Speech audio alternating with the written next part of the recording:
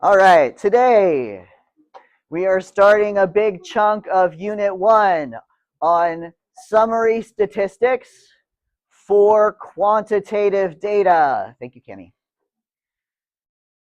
What did we talk about last week? What kind of things did we go over?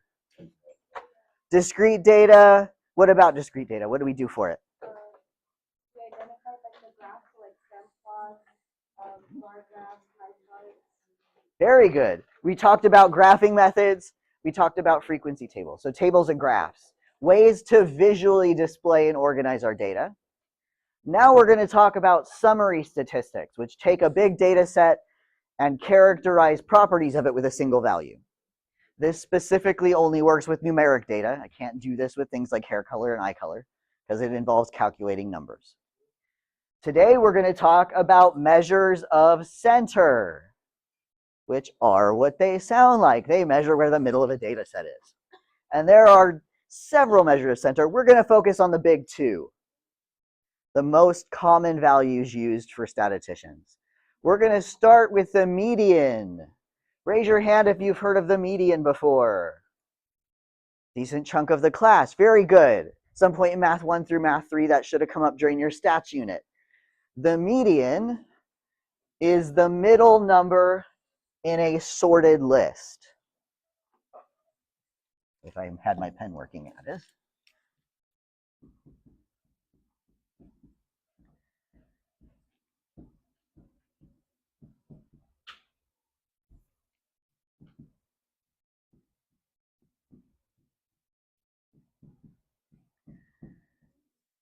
Middle number in a sorted list.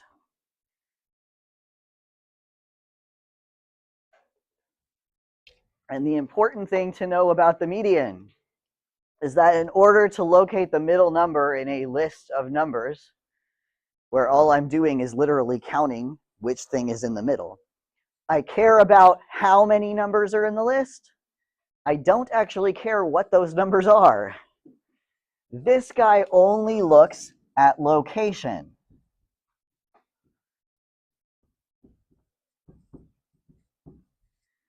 We're going to come back to that. That's important later. It's going to come up again.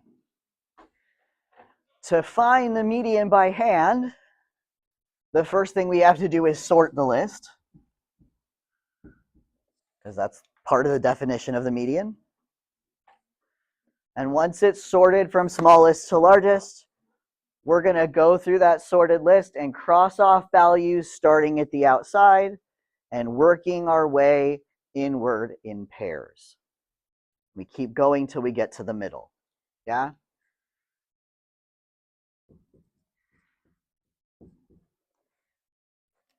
There are two cases depending on the length of that list. If our list is odd, I have 7 numbers, I have 9 numbers, I have 101 numbers. As I cross off in pairs, I should be left with the odd one out in the middle. So whatever that odd one out in the middle is, that's my median. No calculation needed. Keep crossing off till I get to the middle. If I have an even number of data points, even means divisible by 2. Everything comes in pairs. So as I cross off the pairs, I'm going to end up with 2 values left in the middle. The median is the number halfway between those 2 middle values. And to find it, we find the average of those 2 values. So we're going to add and then divide by 2.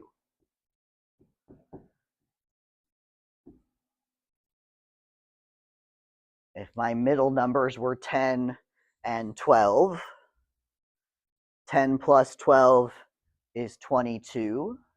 22 divided by 2 is 11. 11 is halfway between 10 and 12. 11 would be my median. So we're going to do 2 examples so you can see what this looks like. Yeah. Scoot up here. So our first list of data 9, 6, 9, 10, 8, 4, 6, 1, 8. I want to find the median of that list of quiz scores. What's the first thing I have to do with that list of quiz scores?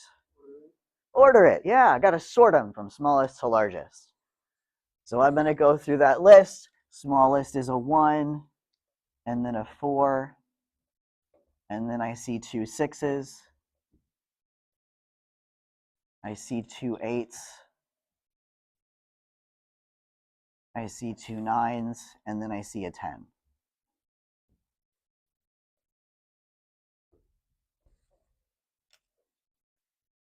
And I double check. There were 9 numbers in my original list.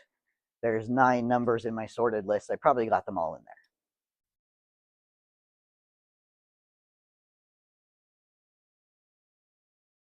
there. Okay. For the next process, we're canceling them out pairwise towards the center. There are 2 things I do to help me keep track. First, I use a different color to cancel. Second, as I work, I alternate the directions of my hash marks so I can clearly see which pairs are canceling each other. So I'm going to start with the outside edge, 1 and 10. And then I have 4 and 9, 6 and 9, 6 and 8. And I have an 8 left by himself in the middle. So my median for that list, MED, is equal to 8.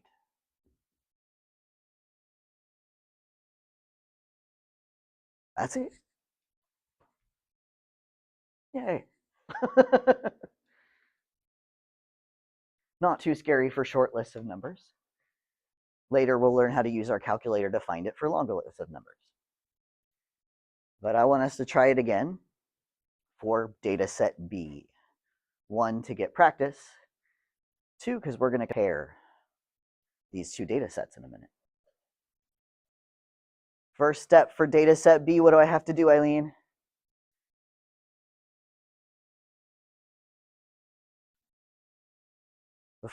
To find the median, what's the first thing I have to do with my data? Yeah, we got to sort this bad boy. Same process.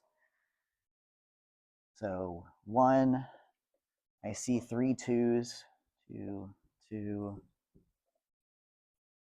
I see a 4, a 5, a 6, a 7, an 8, 2 9s, right? 9, 9, and then a 10. Please check and make sure I didn't miss anything. Pretty sure I did that correctly. But it's been a long day.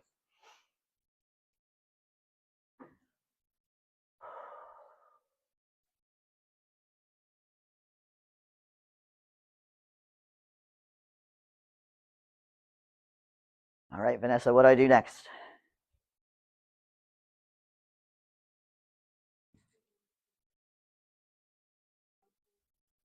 Very good. Start on the outside, start crossing them off in pairs. Perfect.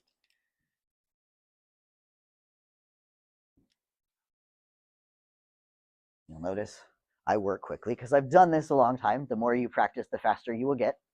Yeah. And I have a conundrum because I have 2 numbers in the middle. Because this was an odd number list, 12 data points. That's even. Yeah. Without any calculation, what number sits halfway between 5 and 6?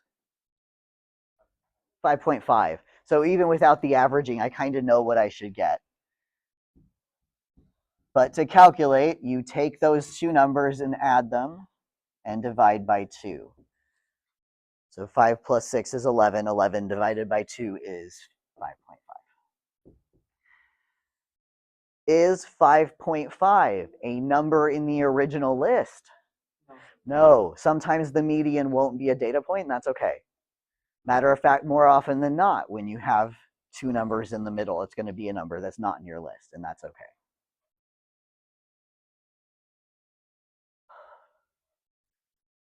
All right, how are we feeling about that guy? Thumbs? Nodding? Pretty reasonable, yeah? A little tedious, but not bad. Okay, next one is the mean. Our other measure of center is the mean, also called an average. And I'm going to come back to him in a minute. You've probably seen the mean before too. Does anybody remember how you find a mean?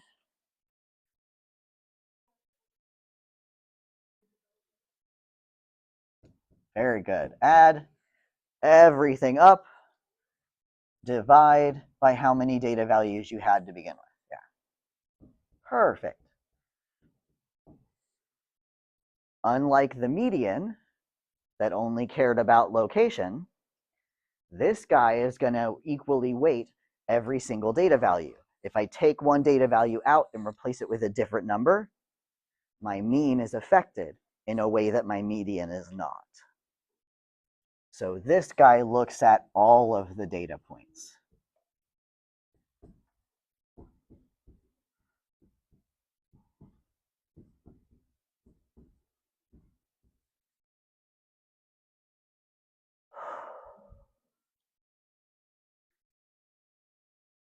And based on how quickly the response came about, I'm assuming most of us have calculated means and averages before. Now we're going to formalize it with some statistics notation. That's where things get funny, yeah? So I'm going to remind you, last week I said buy note cards, yeah? You should not just be using those flashcards for vocab, you should be using them for symbols. And here is why. On the AP test, you are given an equation sheet. You do not have to memorize formulas. That's not what the test is about. They will give them to you. But they're going to give them to you in symbol form. If you don't know what those symbols are, it's going to be hard to read the equation sheet. Yeah? So knowing what the symbols mean is just as important as knowing those vocab words. So start your flashcard deck soon. Yeah? Very good. All right, so I'm going to split this into two because we use different notation depending on whether the data came from a sample or a population.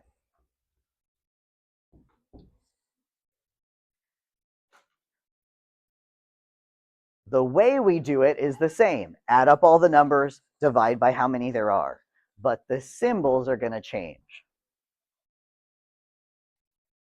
So let's start. Symbol for mean. If the mean is coming from sample data, we use X bar, which is literally X with a bar over it. Very creative, statisticians. If it is a population mean, we are going to use the Greek letter mu, which is fun to say. It looks kind of like a U with a tail in the front, or an M that's kind of curly. Greek letter mu. You are going to see this pattern over and over again in this class.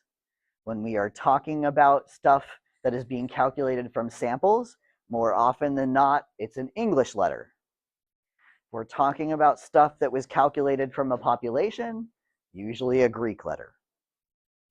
So when you're looking at equations, if it's an English letter, you're probably looking at sample. Greek letter, you're probably looking at population. Today, it won't matter. The structure of the equation is the same for both. Add them up, divide by the number there are. When I see you later this week, the formulas may be different between sample data and population data. The formula itself will change. So it's important to know the difference. Yeah? For us, same formula for both.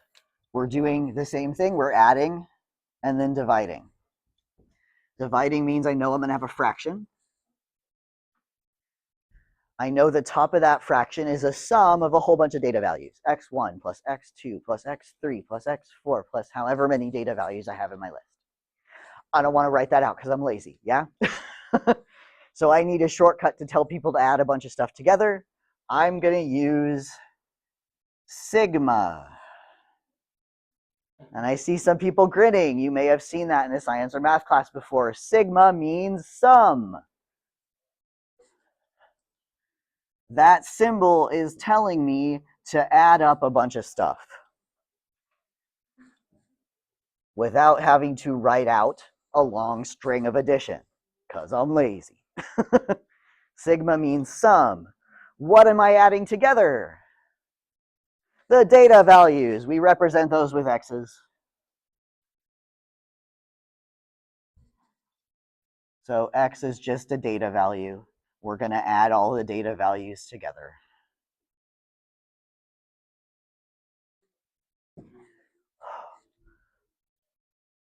Once I've added all the data values together, what am I going to divide by? The number. For the sample, we're going to use a lowercase n to stand for the sample size or number of sample data values.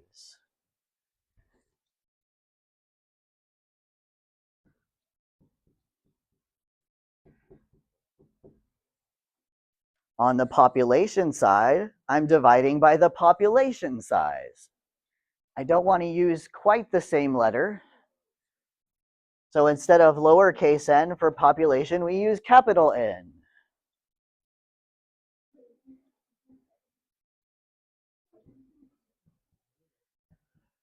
And again, for emphasis, the equation is the same for both. Add them all up, divide by how many they were. The only difference is the symbols. Did it come from sample data or population data?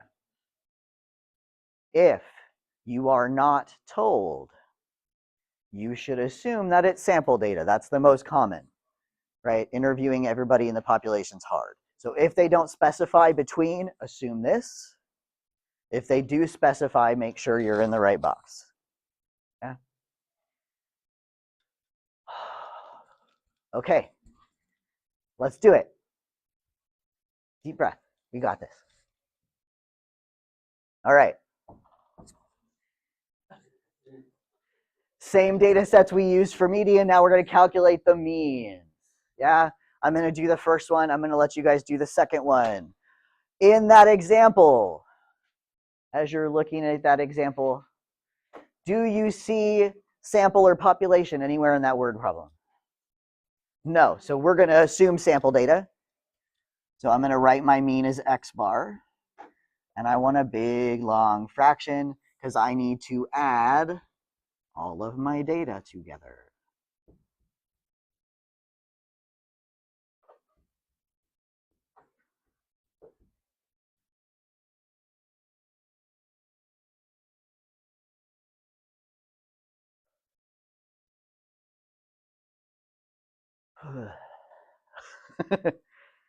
And then I divide it by how many there are. I'm pretty sure there are 9 data values in that list. So I'm going to divide by 9.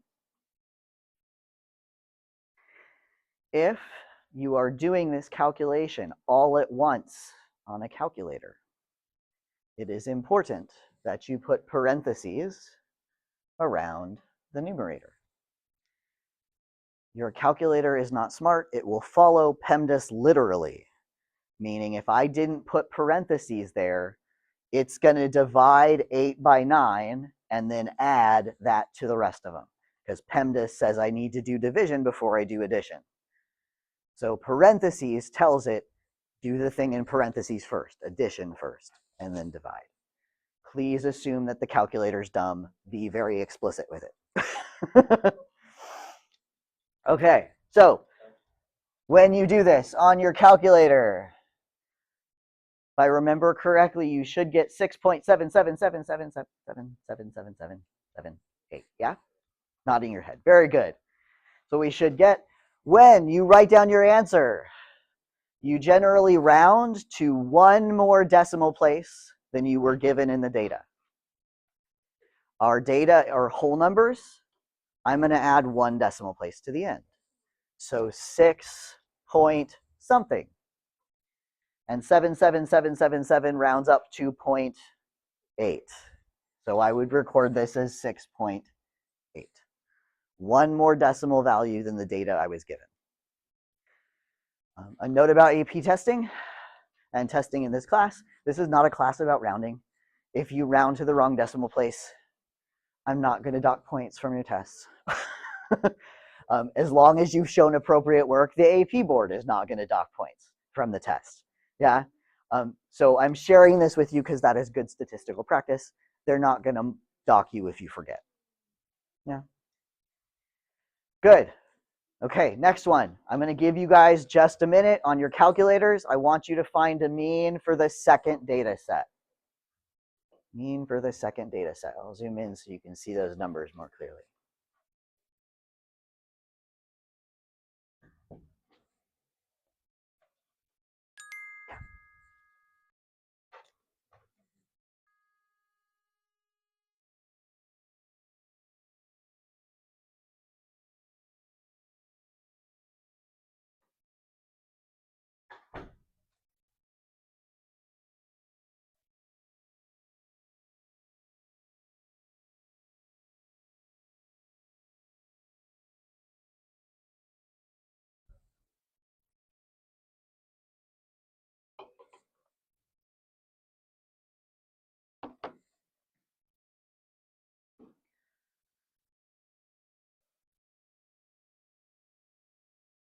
I see people putting pens down. Amy, did you find a value? No? Yeah, you did. What did you get? Amy got 5.4. Did anybody else get 5.4? I see some nodding and some hands. Very good. I agree. I also got 5.4 when I did it earlier today. Very good. Adam, divide by the number of values. In this case, they were 12, so divide by 12. Good. Very good. Now I want you to look back on everything we've done on this page. How do the mean and median compare for data sets A and B? Because they're the same sets of numbers for both the mean and the median. How do the mean and median compare? What do you think that tells you about the shape of your distribution? I'm going to pop about 90 seconds on the clock. Check in with your neighbors. How do the mean and median compare? What does that tell you?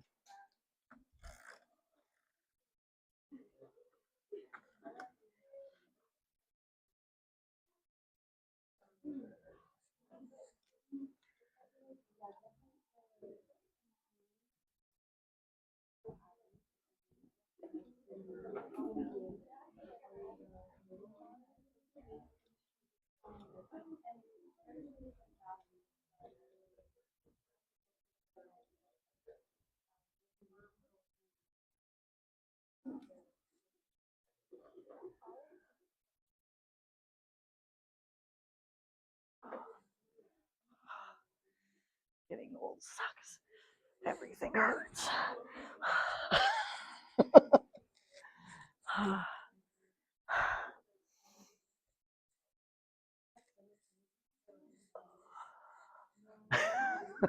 That must be nice. I miss those days. I'm not sure if that means I need more caffeine or less caffeine.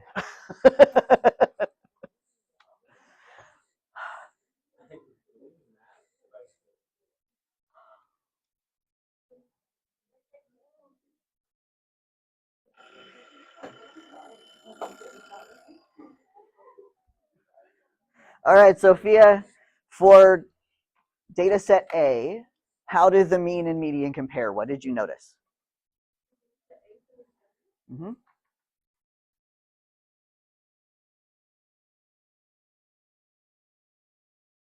Which one's bigger, the mean or the median? What was the mean? We just calculated. What did we calculate? 6.8 for data set A above, where we did the median calculation. What was the median for data set A? 8. Which one's bigger? The median, yeah. Yeah, if I were going to write it as an inequality, I'd write it that way. Alligator eats the bigger number. Yeah, that's important. What do we think that tells us about the shape of this distribution? If I had to classify it as symmetric or skewed, which category do we think it would fall in?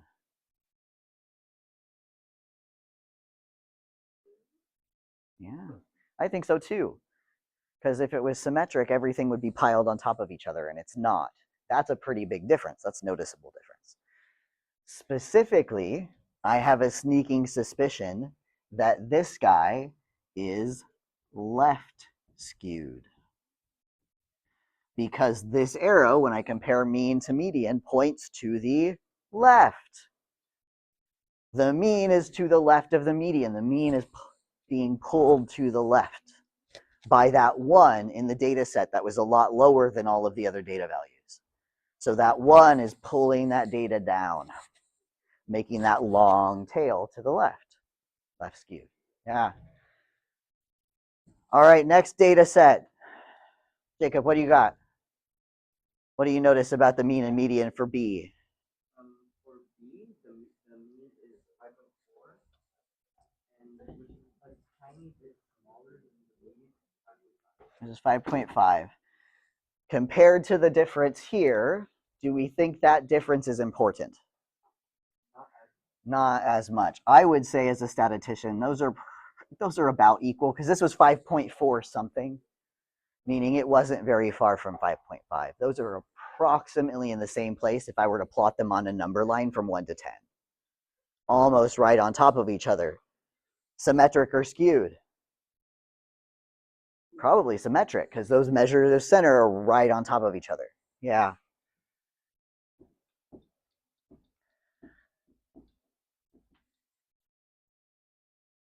So we talked about comparing distributions last week. There are 4 things that we check when we are describing or comparing distributions. Who remembers the short form for that? SOCS. Perfect. Don't forget your SOCS. Shape, outliers, center, and spread. Shape comes from your graph. As a statistician, you'll know whether it's skewed or symmetric from the very first thing you do, your graph. So why are we looking at mean and median? The answer is the shape of your graph determines which measure of center you use for the C in SOCS. If your graph is heavily skewed, contains lots of outliers, has a long tail, you should use the median as your measure of center. It is a better reflection of where the middle of the data is. If your data is symmetric, we prefer to use the mean. The mean is the default category for measure of center, right? Default calculation. Because it's the one that accounts for every data value in our set, which we like.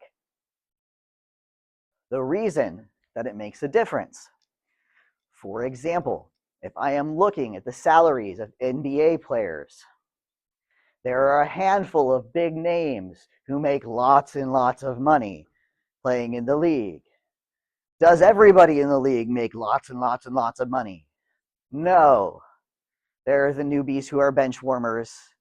They're the ones who are just average, mid, meh, might not even know their name, right? And what happens is when most of the salaries are down here, and you have 1 or 2 people who have really, really, really, really big salaries up here, these outliers pull the mean in that direction. The mean is going to register as bigger than what the actual middle of the data set is. That's something to be aware of when you do things like do a job search and you're looking into future salaries. The same thing happens with teachers. Most teachers do not stay teaching for 30 and 40 years.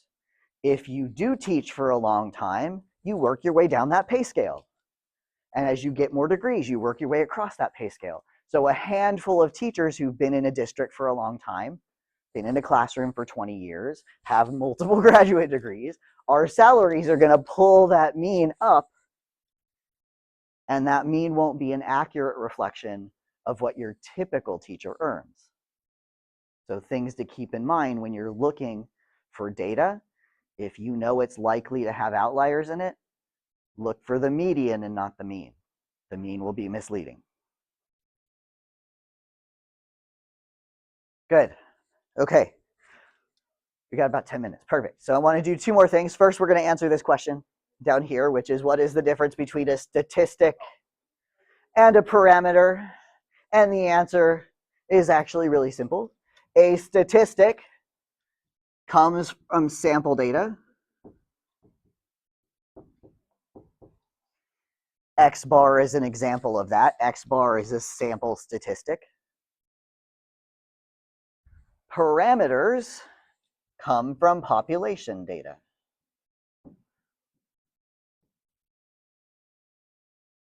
Mu is an example, the population mean. S with S, P with P. Sample statistic, population parameter. Second semester, we will use sample statistics to estimate unknown population parameters. We can use one to estimate or confirm, words are hard today, the other. Yeah. So if they say parameter, they're talking about the whole group. If they say statistic, they're talking about a part of the group, a sample. Okay, next thing we're going to do is we're going to write down how to find the mean and median on your TI-84, and then we're going to go down to the textbook room and pick them up. So,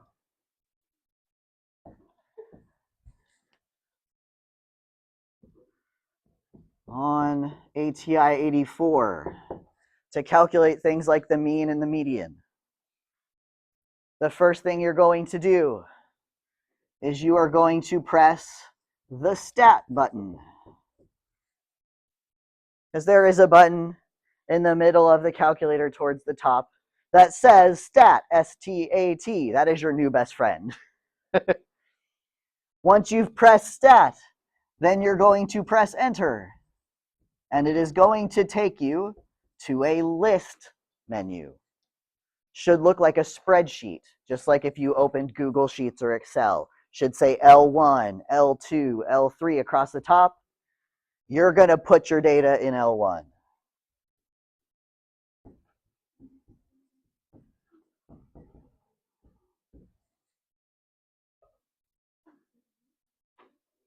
First step, put your data in L1, yeah? Stat, enter, type the numbers. Number, enter, number, enter, number, enter, fill out the list, yeah? Once the data's in the calculator, now I want to tell it to calculate those one variable statistics, the mean, the median, all that fun stuff. To do that, I am going to press stat again. I can do that directly from the list menu. But this time, I don't want to edit a list. I want to calculate something. So I'm going to move sideways to the calc menu. And when you do that, the list options should change. And the very first one in the calc menu should say one var stats.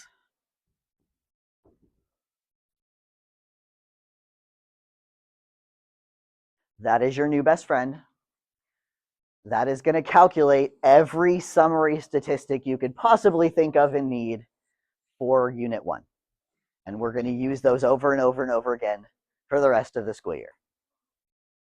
So this is the very first important thing you need to know how to do. Please do not forget this. Stat, enter to put it in the list, stat, calc, one var. And when you go to one var, it's going to ask you for two things. It's going to ask you for a list, and it's going to ask you for a frequency list. And then below that, it'll say calculate, which is just, you go over there, you highlight it, it runs.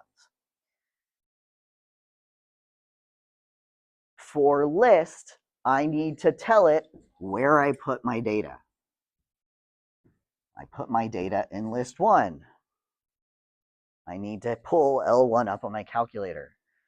How do I do that? The answer is you are going to press second, and then you are going to press the 1 button. So blue button and 1, and that'll pop L1 up on your screen. Happy face. Second and 1, because we want L1, list 1 for input, L1. Your frequency list at this stage in class should be blank. There should not be anything here. If there is, delete it. Because we're dealing with a single list of data. We haven't grouped it yet. You go down to calculate and you press enter. And it is going to spit out a long list of things. The very first thing it's going to spit out is your mean. It'll say x bar equals and give you a number. Yeah? You'll see some other statistics. If you scroll down, you should see Q1, median, Q3. We haven't talked about the Qs, but we know what median is. So both the mean and the median with the same calculator function, all in one go. Yay. Okay, so before we go get our calculators, if when we're doing calculator math in class and you didn't understand something, what could you do? Ask Mr. Jolliffe, come see me. I can help you with your calculator. I've been using these for longer than you've been on planet Earth. I know how they work, yeah? The other option is if you're stuck at home, in Google Classroom, under the resources module, there should be a link to guides for the TI-84. I don't remember what it's titled, but it'll be really clear that it's directions for the TI-84 calculator. It should take you to a Google Drive folder that has documents for like everything we're going to do this year with the calculator. How to get data in a list, how to run and interpret 1-var stats, how to make histograms on your calculator, how to make box plots on your calculator. All of that stuff, directions are already posted. Yeah? So if you're at home and you can't get a hold of me, Google Classroom. All right, we're going to leave our belongings here. I'm going to stay here with your belongings. I'm going to pop my door open. If you don't have a calculator of your own, or you haven't gotten one for another class, you're going to go to the textbook room and check out a calculator and a charger. You are not checking out a textbook because we only have a classroom set. I already have them here. Just the calculator and charger. Please come back after you're done. You may go to the textbook room. That was a lot of talking.